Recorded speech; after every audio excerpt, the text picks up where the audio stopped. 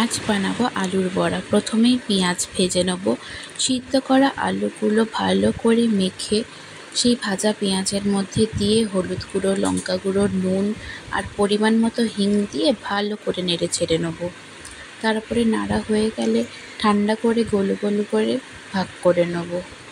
আরেকটা পাত্রে কিছুটা বেসন নিয়ে তার মধ্যে হলুদ গুঁড়ো, লঙ্কা গুঁড়ো দিয়ে ভালো করে একটু মেখে নিতে হবে, আর তার মধ্যে একটু বেকিং সোডাও দিতে হবে। খুব পাতলা হলে চলবে না।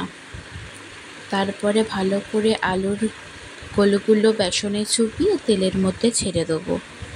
ব্যাস, লাল লাল করে দুপিঠ ভেজে নিলেই তৈরি আমাদের আলুর বড়া। এই গরমে জল ঢালা ভাতের সাথে এই আলুর বড়া খেতে দুর্দান্ত লাগবে। একবার ট্রাই করে সবাই ঘরে দেখতে পারেন।